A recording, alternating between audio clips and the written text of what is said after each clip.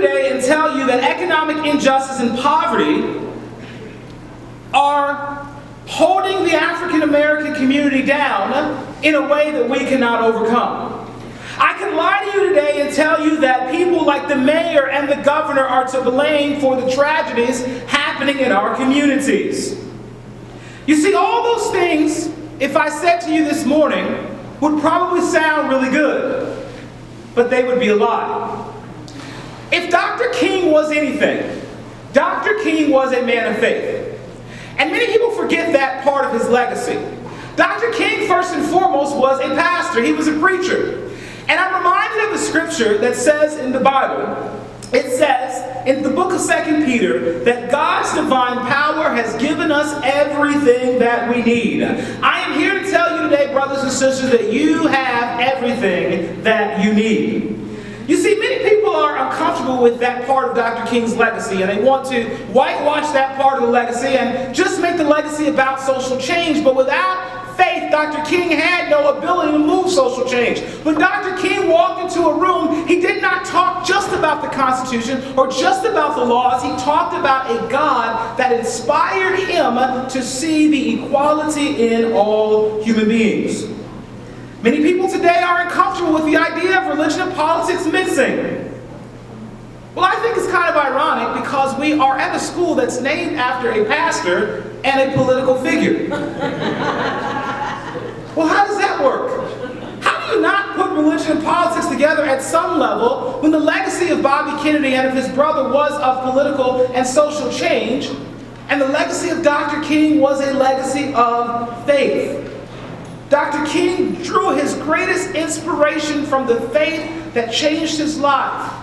And I believe today, ladies and gentlemen, that if we do not reclaim the moral high road that Dr. King lived so adamantly about in his life, we will miss the very purpose of his legacy.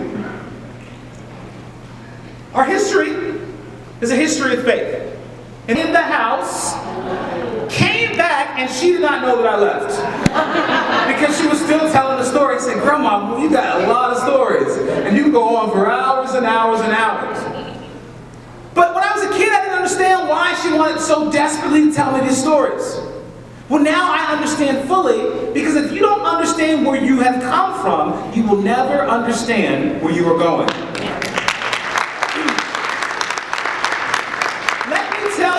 Morning about where we have come from. In 1780, the Methodist denomination required all of its preachers to set their... And between 1940 and 1967, Benjamin Elijah Mays, one of the most important educators of African Americans in U.S. history, served as the president of Morehouse College. Mays was a Baptist minister. He was the first president of African descent of the Atlanta School Board, and he was an early member board in Chicago. That means every single black community supported that. Now, people are getting all what's happening, what they're doing, da-da-da. I say, hey, we voted for that. So if you have a problem with anything, whether it's the mayor or the governor or your alderman or your state senator, it is incumbent upon you to take charge and take back your communities. Are desperately in need of three things. I talk about these all the time. They're very, very important to me. I want you to hear them. Number one, entrepreneurship is the key to our economic future. If we do not own and control the businesses in our community, why in the world do you expect other people to come into our community and respect us more than we respect ourselves?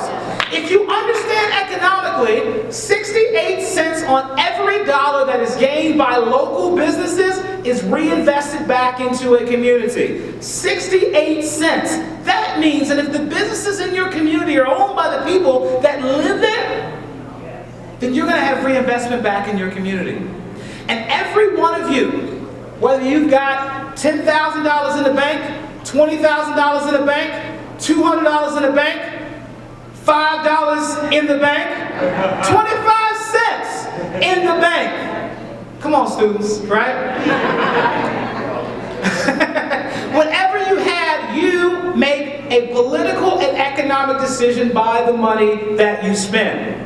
Number two, this is an almost almost a universal quest for easy answers and half-baked solutions. Nothing pains people more than having to think. Wow. Dr. King said that human salvation lies in the hands of the creatively maladjusted. What does that mean? That means you've got to think that things are not okay if you want to change your community. You've got to understand that what we see in the media is not okay. What we see in our community, it is not okay. The stuff they peddle to us through the radio airwaves in our community, ladies and gentlemen, hear me clearly, is poisoning our communities today.